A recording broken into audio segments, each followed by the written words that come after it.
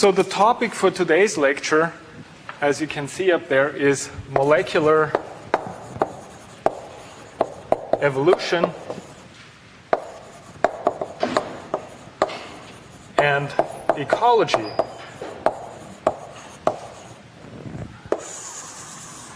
And what I mean by this is it's basically the study or what we try to figure out in molecular evolution and ecology is what gene sequences can tell us about the evolution and ultimately also the ecology of organisms in the environment. And it's particularly relevant for thinking about microorganisms, prokaryotes in the environment, and I hope I can actually convince you today of that.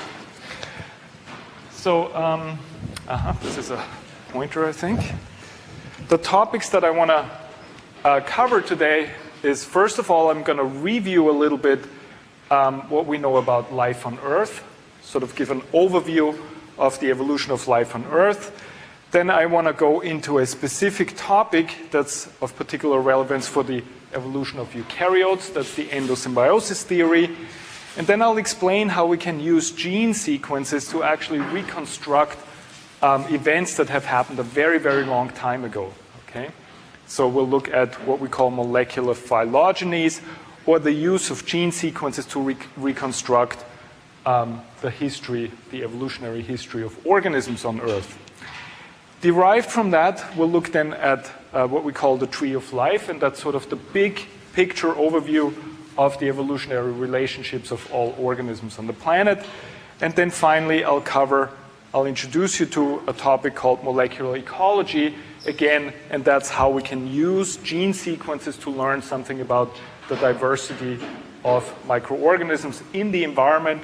And that'll lead us then next time, when I come back on Monday, into this big topic of environmental genomics, how we can actually expand this analysis to learn much more about organisms in the environment.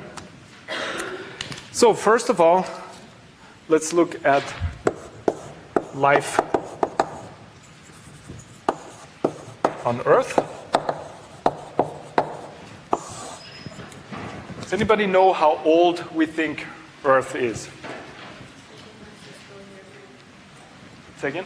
4.5. Yeah, 4.5, 4.6. I have in my notes 4.6. So Earth is thought to have originated about 4.6 billion years ago.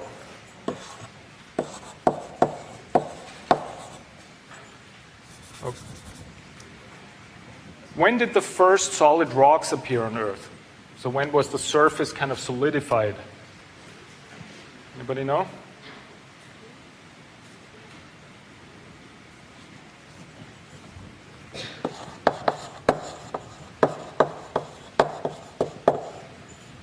About 3.9 billion years ago, okay? And when do we think life started to develop on the planet? Any ideas? Take a guess. 2? 1? 3.5 billion years ago, okay?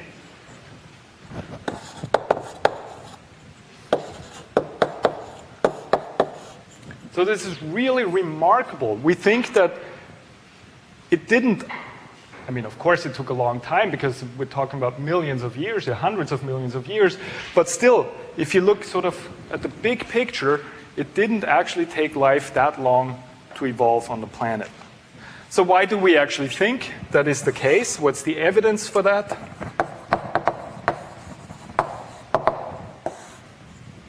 Well, when you look into sedimentary rocks, so old rocks that arose from sediments, what you find around this time, you find that chemicals start to appear, organic molecules that really resemble organic molecules in modern life. So we have sort of chemical tracers or chemical fossils.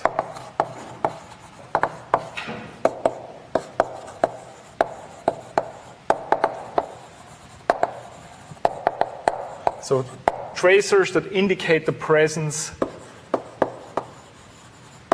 of organisms. But what we also find is so-called microfossils.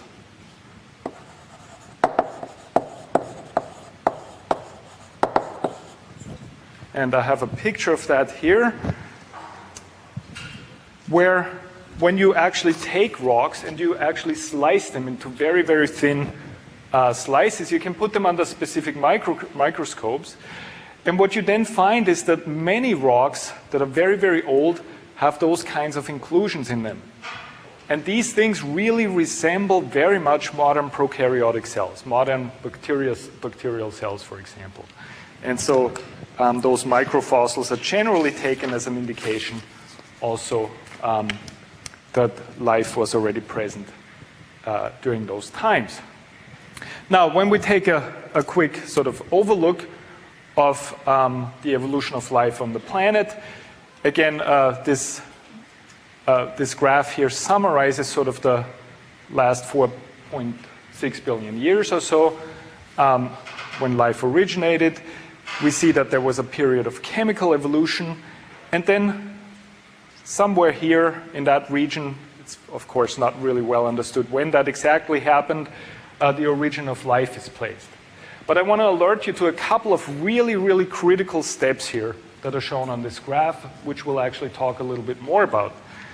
It is thought that life very early on split into three major lineages. Okay? The bacteria, the archaea, and what is called here a nuclear line. And I'll come back to that in a minute or so. Then a further major event, which you may remember, is that oxygenic photosynthesis actually evolved, which means that cyanobacteria evolved that started to produce oxygen as a byproduct of photosynthesis. And this really fundamentally changed the chemistry of the Earth. It actually became an oxidizing atmosphere. And what you see here is once the oxygen concentration rose over a certain level, it allowed the development of an ozone shield. Now, what does that mean? What was the critical significance of the presence of an ozone shield? Does anybody know?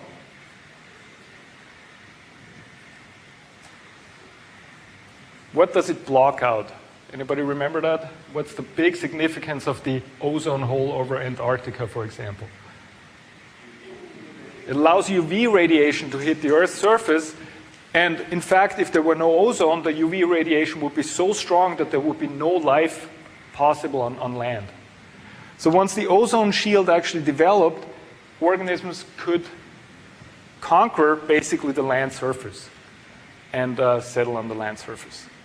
And this then is thought to be at least correlated with the development of endosymbiosis. And I'll explain what I mean by that. But it basically led to the origin of modern eukaryotes. So your ancestors, essentially, but there was still a long time, obviously, until humans appeared. We have here the origin of animals, or metazoans. And then the age of the dinosaurs is already a very small blip here on this graph, and humans don't even feature on that because we're so recent. So, but what I want to show you here is that three major lineages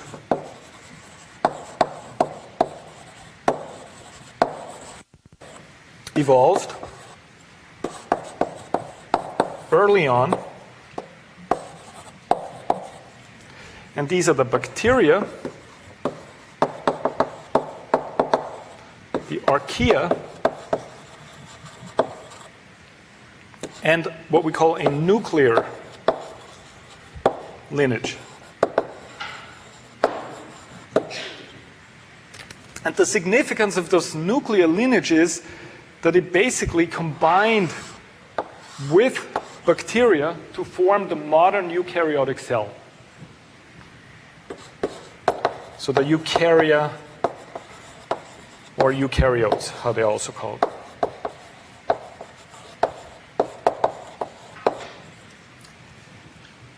And it was this combination that we call the endosymbiosis event. Okay?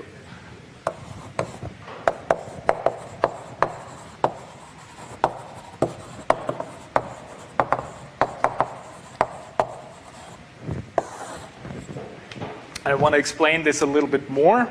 And then I'll show you finally how we can actually, why we actually know that those things are very likely to have occurred a long time ago. Yes? Is that parasite as bacteria or eukaryotes? It means the bacteria and the nuclear lineage combine to form the eukaryote, okay? And I'm actually going to explain this on this slide here. So if you have any more questions after that, please let me know.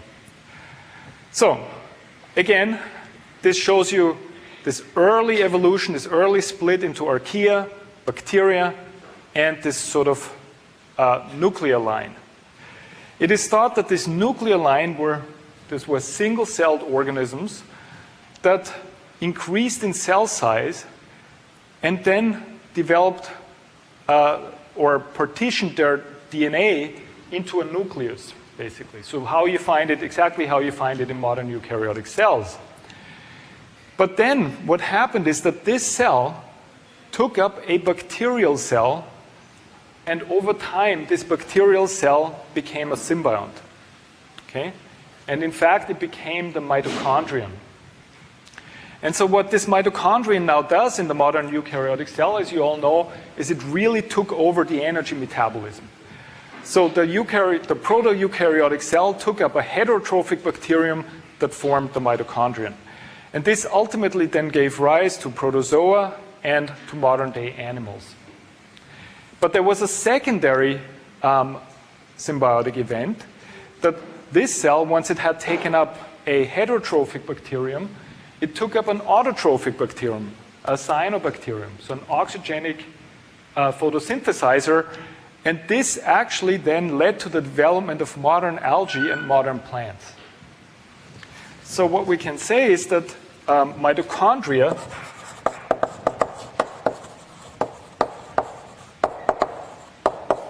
are ancient heterotrophic bacteria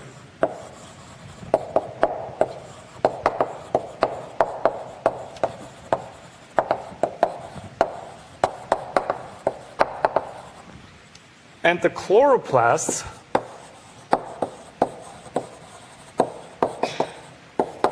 are ancient cyanobacteria.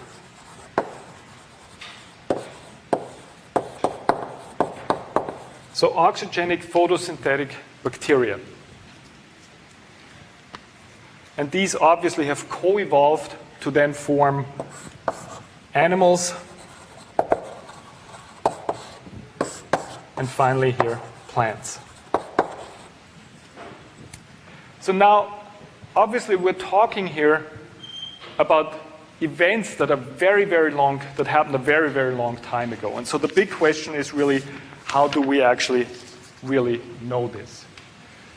And this takes me to the third topic, that is that of molecular evolution.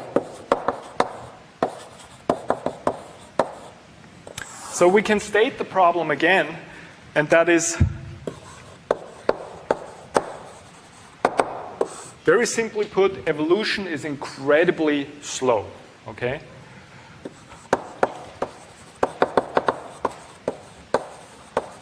And therefore, its processes are not directly observable.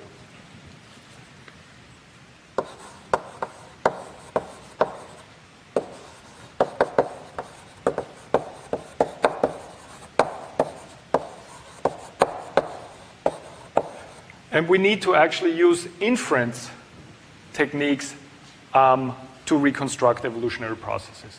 Now, what do we use when we want to reconstruct the evolutionary history of animals and plants usually? Anybody?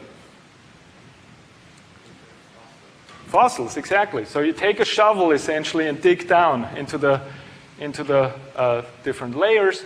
And there's techniques how you can actually determine the age of different sedimentary rocks, for example. And then you can construct, if you're lucky, you find enough fossils of a particular lineage, you can reconstruct the evolution of that lineage. I'm sure you all have seen the example of the horse, for example, where we have actually quite good evidence what ancient horses looked like. And we can reconstruct the sequence of events that led to the evolution of modern-day horses. Now, you can imagine, though, that when we talk about such ancient events like these, there really is no fossil record, okay? So what people have figured out then is that, and that was really a stroke of genius that came about in the late 60s, is that DNA molecules can act as evolutionary chronometers.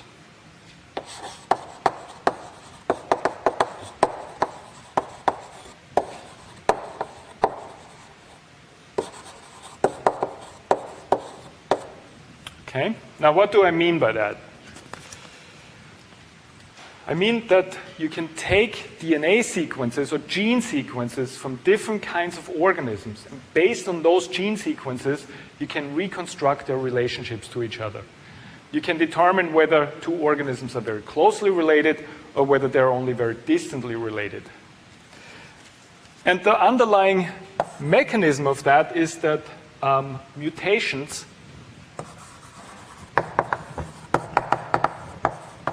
happen with a certain probability.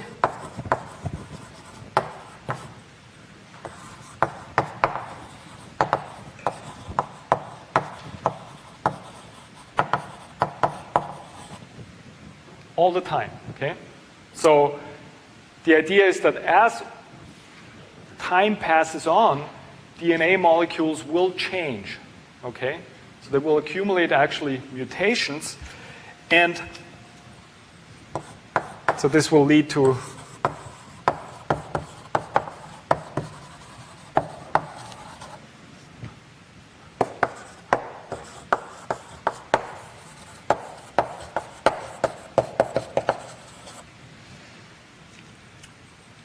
and then the idea is that the amount of change in a particular DNA sequence is proportional to the time of separate evolution of two different lineages or two different organisms. So the amount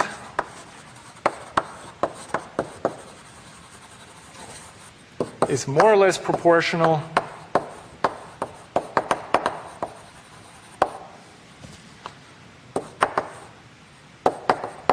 to time since,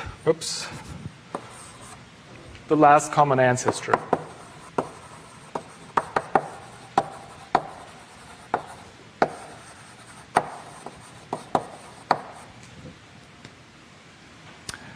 So let me explain how this is actually done. What you really need in order to do this is you need genes that are related to each other, okay?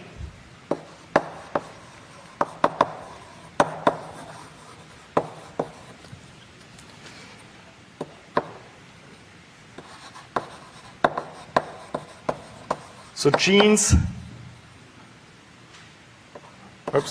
meant to be a comma, need related genes. They need to be universally distributed. That means all organisms that you want to compare need to have this type of gene, and those genes need to have conserved function.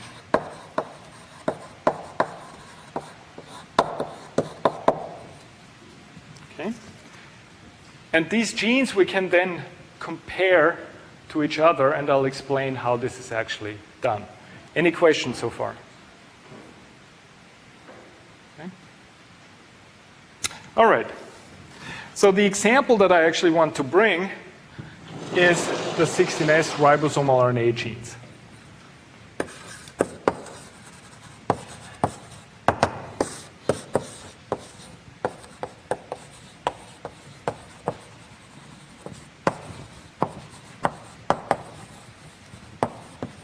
We oftentimes abbreviate this rRNA, okay? Now, does anybody remember what the ribosomal RNAs are and do?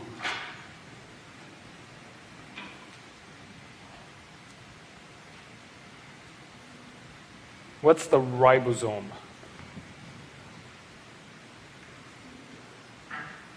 Yes? It's an organelle in the cell. Right, and what does it do? Exactly, it's involved in it's the location where messenger RNA is translated into protein. Now, the ribosomal RNAs are an integral part of the ribosome. They play both a catalytic role as well as a structural role in the ribosome. And so fundamentally, because this is such a fundamental organelle, all living organisms possess it. So all organisms have it. So this allows us to use these genes to really compare all living organisms to each other. Okay, so that's a very important point. I'm going to just show you okay, if it wakes up, there we go. An example of these ribosomal RNA genes. Now this is actually, what you see here is a secondary structure of the actual RNA, the ribosomal RNA. Now these molecules have a secondary structure because they play a catalytic and structural role. And so the really amazing thing is when you look at this structure determines really the function of those molecules in different organisms. And then look at this. We have here a bacterium and here an archaea. Now if you think back to the first couple of slides, what I showed you is that those organisms have not shared a common evolutionary history for about 4 or so billion years. Okay? Or 3 billion years, excuse me. But if you just glance very quickly at those structures, you see that they look very similar to each other. Okay? So this is an indication that the function is really very highly conserved of those molecules. However, when you actually look at the sequences in detail, what you will find that there's different regions. And I've given some examples here denoted by A, B, and C in those molecules. And these different regions in the molecule are really the key to its usefulness in figuring out the evolution and the ecology of many organisms. The region number A here, or denoted by A, are sequence stretches that are the same in all living organisms. So they are universally conserved, which means if you get a mutation in your gene in that particular region, you're dead. Okay? That's why it's conserved, essentially. Then we have those regions B, where the length is conserved, but the sequence is not. So there's sequence change allowed, but the length needs to be conserved. And then there's those regions C, where neither length nor sequence is actually conserved, and where we get a lot of variation. So let me write this down. We have 3 types of sequence stretches.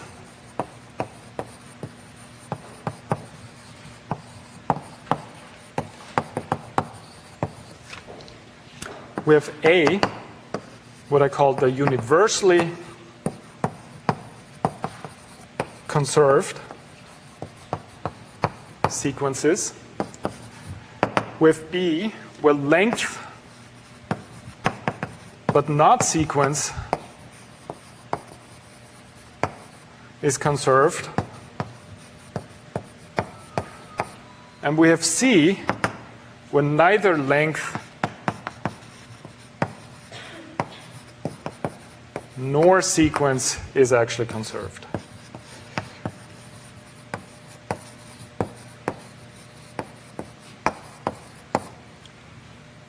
And the first 2 stretches, the first 2 types of sequence stretches, are very important in figuring out the phylogeny, or the evolutionary relationships amongst organisms. Whereas those sequence stretches number C, because they vary so dramatically, are very important in identifying organisms. And we'll talk more about this actually next time. So what can we actually now do with those sequences? Well, the first step is we need to generate an alignment.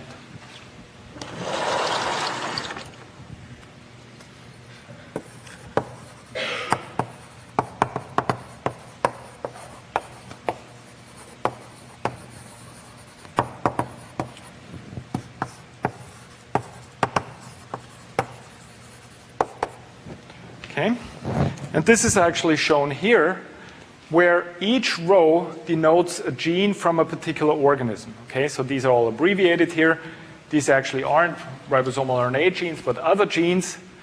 And then what you will see here is that we can recognize those 3 different regions that I pointed out before.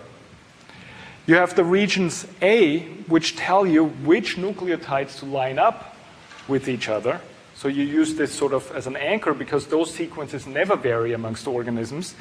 And then the sequence region B, where you line up sequences that vary or stretches that vary in sequence but not in length. Now, why is this important?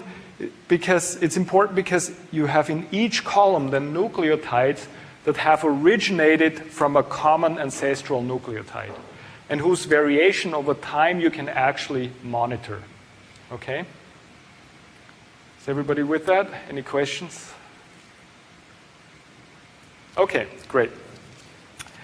The second step then is the calculation of a similarity.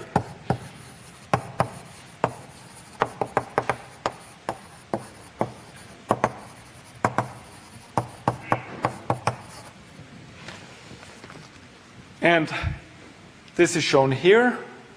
Again, we have a very simplified alignment now of 4 different organisms. Here we have those sequences that we want to compare. And what you will see is that they're overall very similar, but they differ in certain nucleotides.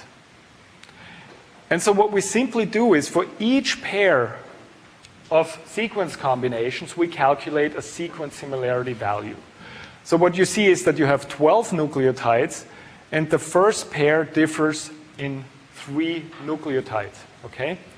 So that tells us then that or it's called actually a distance here, I'm sorry. Let me write this down here.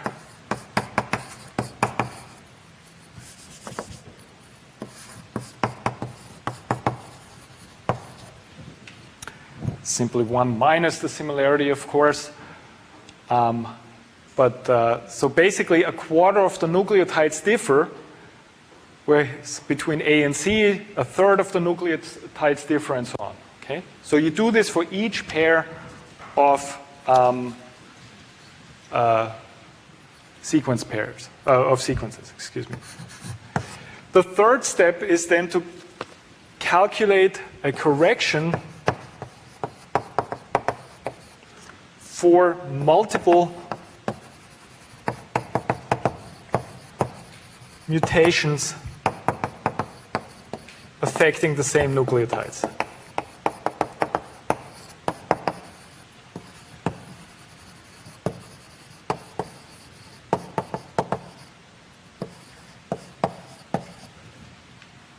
Now you can imagine that over time there's a probability that a particular nucleotide mutates, say, twice. Okay, so in the first instance it may change from A to a G, but then it changes to a C. But when you look at the modern day sequences, you don't know that this actually happened. And so there's ways to statistically estimate what the likelihood is that a sequence actually contains such multiple events. Okay? And this we call a corrected evolutionary distance then. And you will notice that the corrected evolutionary distance is invariably larger than the actual observed one. Now, what can we then do with those distances? We can constrain them into a best fit tree of relationships. So we can draw a what we call best fit tree. That's shown here. We have our 4 organisms. And when you look at those branches of the tree, what you will see is that they will add up roughly to the corrected evolutionary distance here. So between A and B, we have 0.23 and 0.08, which roughly gives you 0.3 here. Okay? Whereas between A and C, the tree is constrained such that we have 0.31 and here 0.15. And so overall, you roughly get the distance here that we have calculated. And so what this means is that you order the organisms by their calculated evolutionary distance, And so you have now obtained actually a very intuitive picture of the relationship of those organisms to each other, where A and B are obviously the most closely related ones, and A and D are the most distantly related ones. Okay? Is everybody with it? Any questions?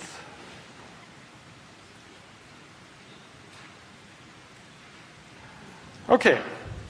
Now, this best fit tree is what we call a phylogeny.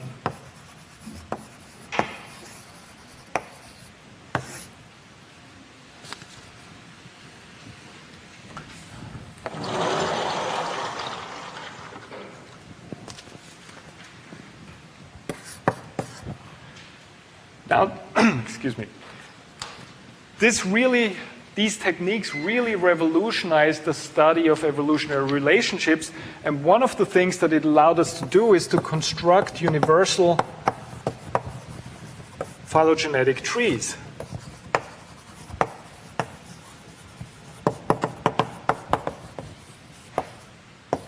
Or what we can also call the tree of life.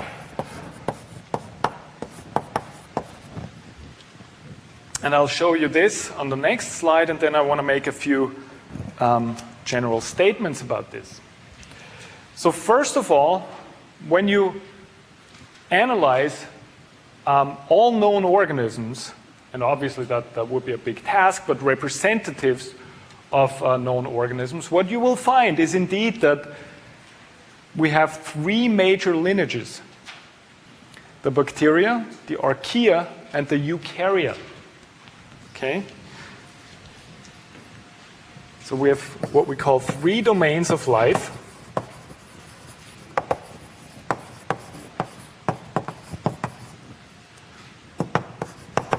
The archaea, bacteria, and the eukarya. So this really is the evidence that life really split very, very early on into those three lineages that I showed you before. Okay? Interestingly, two of those major domains here are prokaryotic. Okay? So two of the domains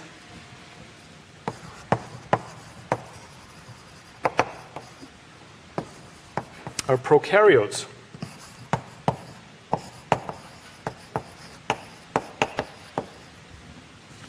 Moreover, if you actually look at the types of organisms that are on here, is that you will notice that even on the eukaryotic side of the tree, most of the organisms here are actually microbial. So they're single-celled organisms, and that means that most of the life on the planet is microbial. Okay? The vast diversity of organisms on the planet are microorganisms. So we can say most life is microbial.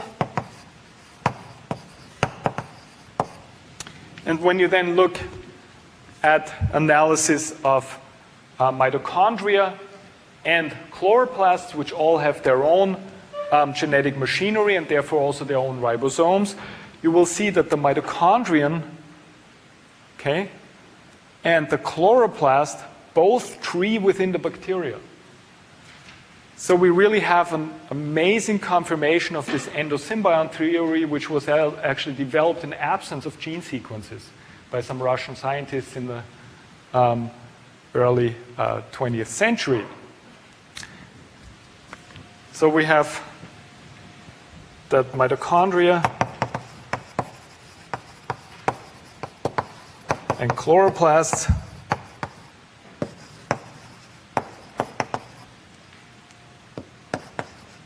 tree within the bacteria, and this really supports the endosymbiont theory.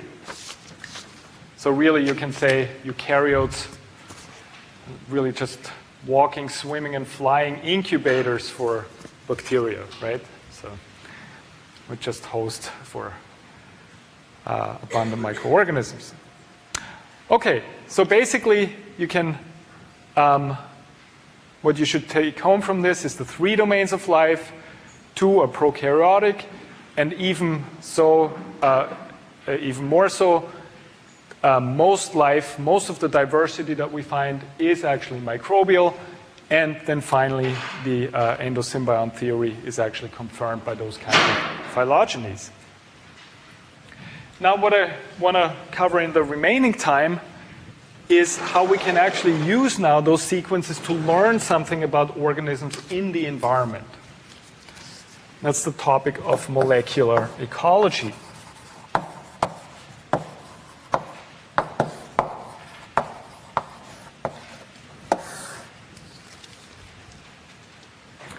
To introduce this, I just want to show you a couple of slides that really sort of capture what the big problem is that we're facing here. Now, when we look at the abundance of prokaryotic cells in different kinds of environments, what we see is that there's an enormous number of different prokaryotes out there.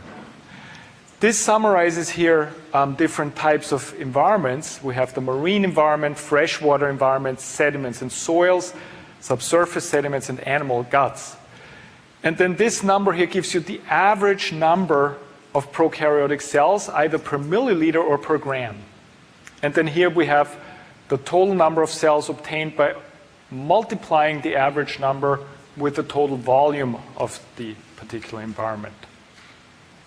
So what you can see is that in the marine environment, we have on average 500,000 cells per milliliter of water. Okay? In freshwater, we have about 1 million cells. So what is that telling you? There's a ton of prokaryotes out there.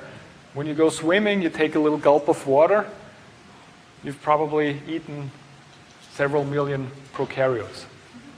Okay? But it's nothing to worry about this, because what this also tells you is that the very, very few prokaryotes out there are really pathogens. Because otherwise you would be sick all the time. Okay?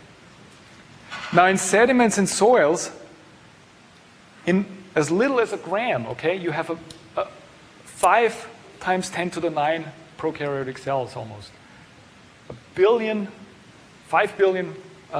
microbial or prokaryotic cells out there. And then even in very, very deep sediments that reach down to 3,000 meters, you have substantial number of prokaryotic cells. Well, and here is your guts. 10 to the 5 times 10 to the 6 gives you 10 to the 11, right? Per gram. So again, you're just a walking incubator for a very complex microbial community, okay?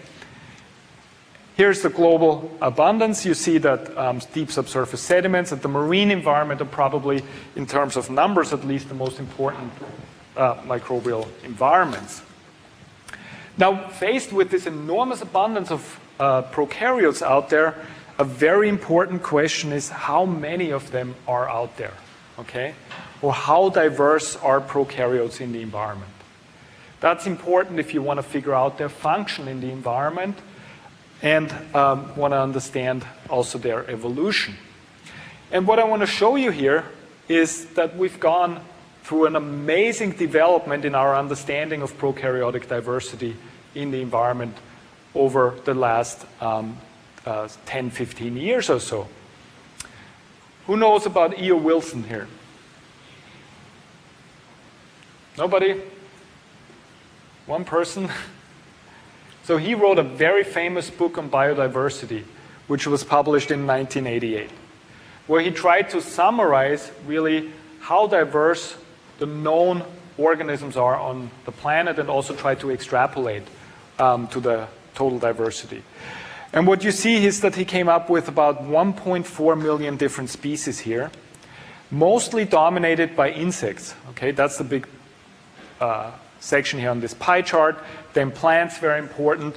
And if you look, the prokaryotes feature with about 3,500 different species. So in 1988, we thought there were just very few prokaryotic species out there. Now, if you look about 10 years into the future and take this estimate here, and this just exemplifies how our thinking has changed, really, you see that we think now that there's about 11 million different species out there, and that the vast majority of them are prokaryotic, okay, 10 million. So this big part of the pie chart is really the prokaryotic diversity. Now, what really has changed is that we've actually started to use molecular techniques to determine the diversity of prokaryotes in the environment. So molecular ecology is really the use of molecular gene sequences obtained directly from the environment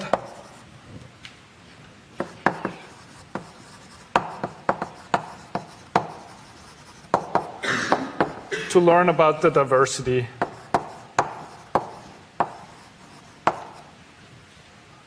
prokaryotic